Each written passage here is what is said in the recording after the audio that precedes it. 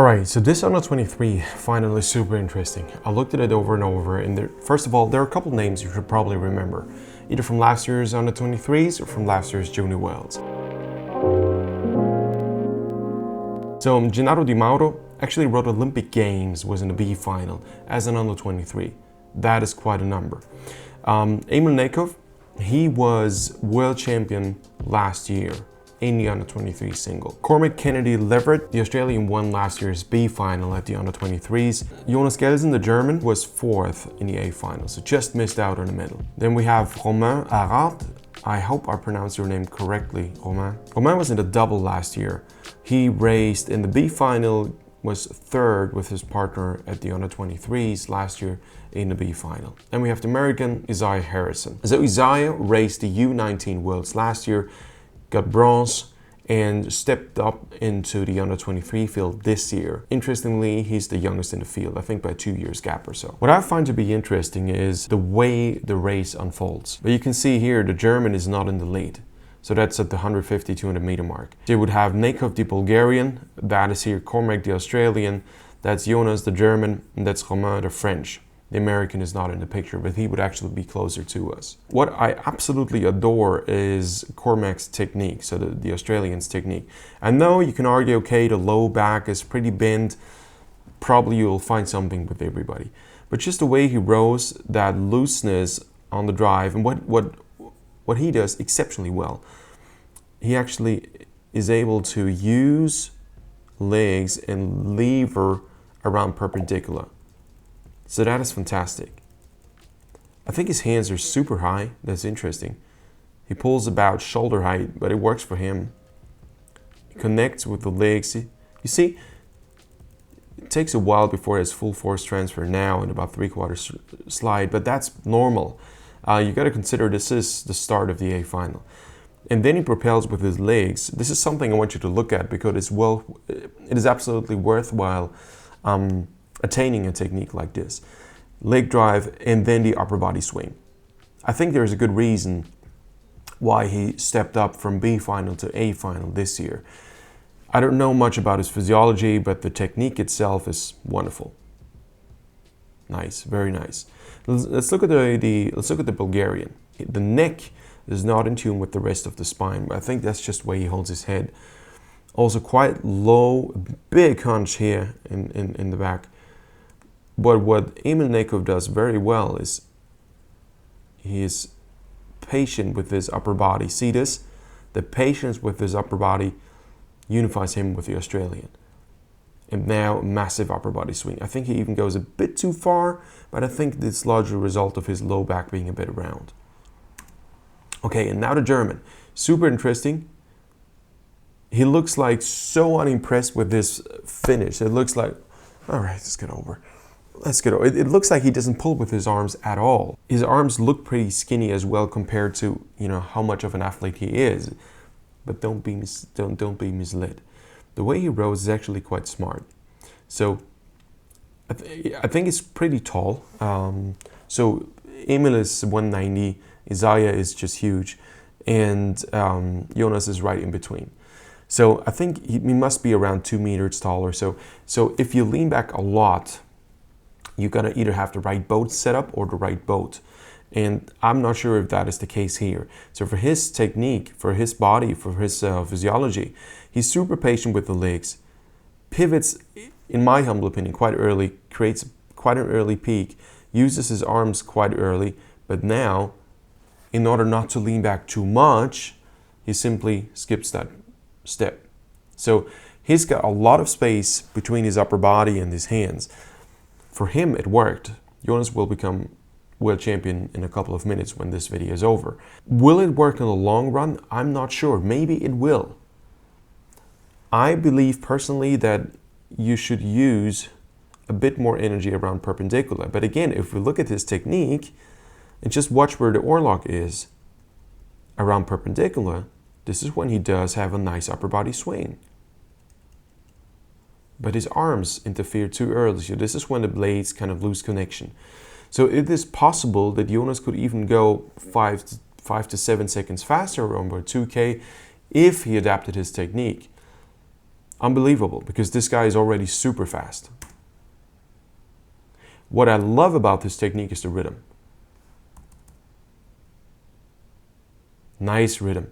Super loose, nice, sets a nice tone for the entire race. And he doesn't seem to become nervous just because not in the lead yet. At least to me, it appears to be the case. So he builds over the entire race course, which is a rare sight. Most German boats like to go out from the start, like to lead, a bit like the German 8's technique. And seeing a German single sculler kind of doing his own thing, building over the mid-race, is refreshing. And I think the way he did it was smart, very smart. Let's look at the French, so Romain. The way he rows, that's so nice.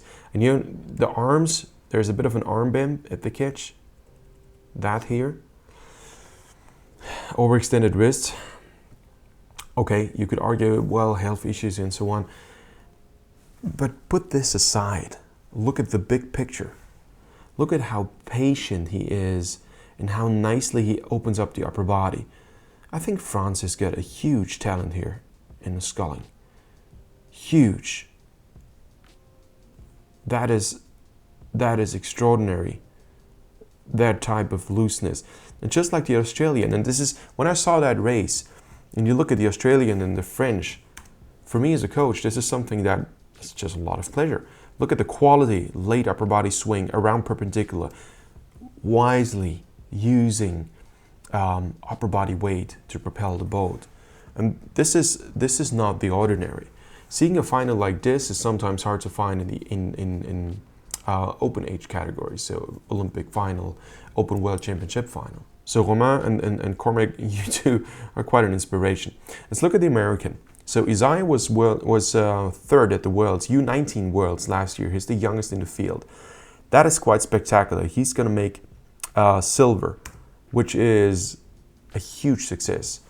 Now, Isaiah is the only one with Randall foils in the field, and I think he started to row with Randall foils, and he keeps Randall foils on all the time. What he does very, very well, later on, if you watch the full race on YouTube, I will put the link in the description. He's got the highest meter per stroke count. I think towards the finish, he still does 8.8 meters per stroke. I know he's very tall. I think he's the tallest in the entire field. But he's also able to use his upper body nicely. He doesn't skip the lean back. He uses upper body weight. His stroke rate is quite low. And with that, he is in the lead. 9.2 meters per stroke, 9.3 meters per stroke. That is fantastic. What I like about it is the looseness here at the catch, immediate force connection, works with his upper body, holds it, pivots around perpendicular, uses upper body weight. For a tall dude like Isaiah, that is the exception, but I recommend looking at him very, very closely. I know Isaiah's broken a bunch of indoor rowing world records at a young age, comes from swimming, has good feeling for the water. So if you're a parent and you've got a little kid and you want that kid to be able to row quickly one day, and that kid likes to swim, I highly recommend swimming as an early kid sport. I did it.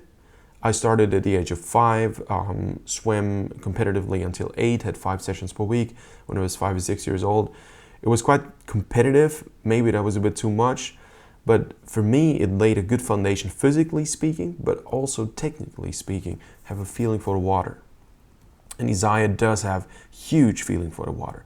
I like his long, effective drive.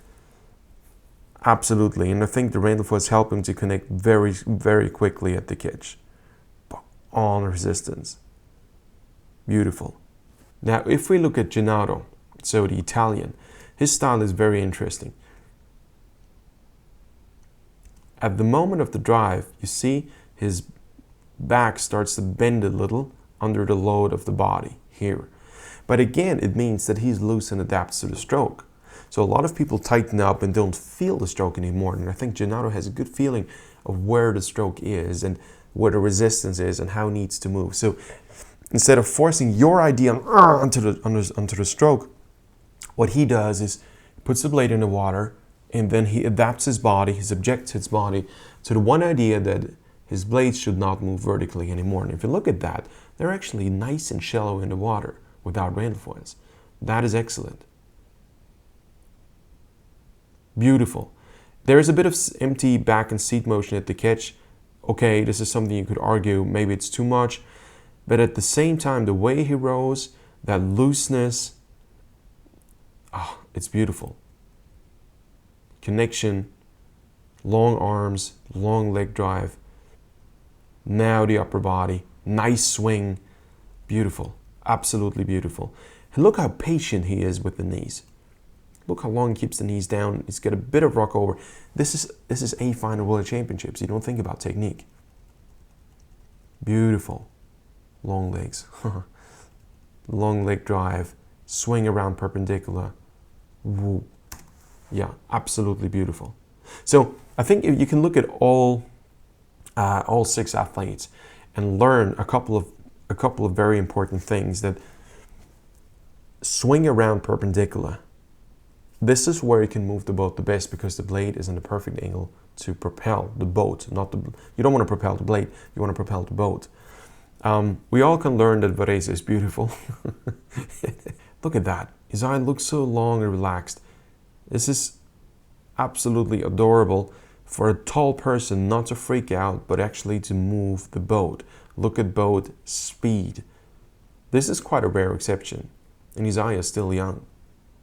So that maturity of a young athlete is quite spectacular. Yeah, here you see it. It's a neck and neck lead, so it's going to be quite exciting. Now, Isaiah, the American, and Jonas, the German.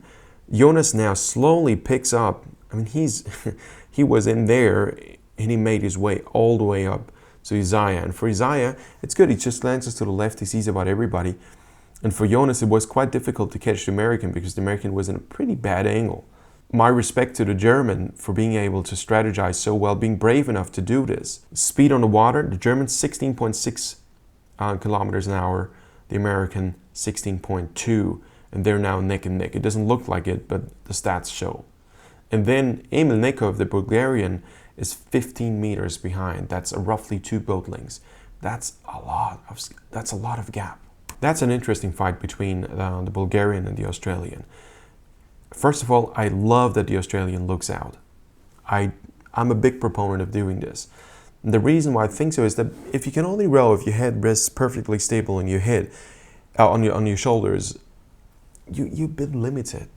Why not look out? Why not be drawn into the emotion? I mean, this is 5:21, so I reckon another minute and 30, 40 seconds to go. This is where you're pretty empty. Of course, you should relax your face, be poker face. Rowing is also an emotional sport. And a 2K is such a hard distance to row. It neither favors the endurance type of athlete, nor does it favor the explosive type of athlete. You got to be able to do both, and it's not suitable for any type of athlete, which makes rowing so fair. I think that the race distance of 2K and 1K for Masters is a very, very important element when it comes to creating fairness and kind of leveling out physical advantages and disadvantages. A lot of people say you got to be tall for rowing. I think you got to be able to have the right engine, or I think you need the right engine as well that can take high lactates but also has enough raw power. So if Cormac looks out, a nice glance, and look, his technique doesn't suffer at all. A good glance to the left. Nice, good glance to the right. His technique does not suffer. He doesn't catch a crab, the well doesn't collapse, nothing happens. You can say, okay, now he's losing out. Well, it could be a physiological issue, because Nekov is experienced. He's probably a very explosive athlete, and he uses much more upper body than Cormac does. So the Bulgarian uses more upper body than the Australian. Look how beautiful. I mean, if that doesn't catch your emotion, I don't know. You're made of stone. This is gorgeous. Once more, I know it's only the race for bronze, but that is what fascinates me. These two in a double, I would love to see that. Nice upper bodies. You can actually see the body weight being engaged around perpendicular. Whoa. Every time that happens, wow, the boat goes quicker and quicker. Look how beautiful. I mean, how to do a sprint that way. Oh, brilliant. Yeah, this is where Jonas technique at the finish looks a bit off. Shoulders a bit left, righty. Doesn't have proper tension. So if I saw this and say, I'm not sure if this is actually fast, but this is fast. This guy is world under 23 single sculls world champion. And there, if you're world champion in under 23 single, it means something. This is fast. There is no arguing. Why he is fast? I think because he knows how to propel the boat around perpendicular. Could he be faster? I personally think yes. Based on force curve work on a bio rower, I think yes. And you also have to keep in mind, Isaiah is young. This is his first under 23 year, his first. And he's already second in the A final. And that's super exciting. That's so close, both 17.4 meters, 17.4 kilometers. Now it's just the German doing a bit more. But there's one, we have to interrupt the program for a quick announcement. Can you look at the bow of the German? There's almost no stop. He manages to row without. Yeah, but if you look at the American, it's even better. Okay, this is high quality. 17.9. Wow, 18 kilometers an hour. 18. You know how fast this is? Proper double scull speed. And even the German looks out. Even he does it. And that, whoa, look at this. I mean, what the Bulgarian just did is totally insane. I mean, Gennaro, Olympic B final contestant of last year in the open category. In the under 23 single scull final, he has nothing to do with the medals here. Nothing. On his home turf, and this is crazy. And then look at the Bulgarian, the American, the Australian Bulgarian were neck and neck. What on earth did Nenkov do the last couple of strokes? Why don't we have that on camera? This is almost superhuman. That boat speed is mind-blowing. He's just left the Australian alone. Sorry, you're gonna fight for silver. Wow. What a capacity to sprint this Bulgarian has. Crazy. Fantastic racing. And that under 23 level. So very often you don't even have to look at the open categories. How are they doing? No. Look at the youngsters. There are a bunch of super talented young athletes coming up, showing us how to row extremely nicely. So Jonas, congratulations. I think your ability to move the boat around perpendicular is fantastic. In my humble opinion, if I were a coach, I would ask you to do the finish a bit differently, but then you wouldn't be world champion, but super world champion. Forget about it. So Isaiah, congratulations. I mean, this is your first season in under 23, and you're here. And it's not easy even to make it to the A final. You got the heats, you got possible repechage, you got the semi, and then finally you're in the A final. And then you're gonna perform the A final. That's a long journey. And Emil Neikov, I know you probably would have hoped for gold, but that sprint was heroic. Absolutely heroic. And then Cormac, your technique around perpendicular, for you also a huge step up. So, ladies and gents, super interesting for me. Super interesting. I hope for you as well. And if you want to see more videos like these, let me know. Put it in the comment section below. My name's Aram. You find me on aramtraining.com if you want to work with me. And yeah, subscribe now. Share the video. Maybe that's interesting for somebody you know. Just share it. Hey, did you see this? Help me grow the channel. I wish you all the best. Thank you for watching. See you in the next video. Bye-bye.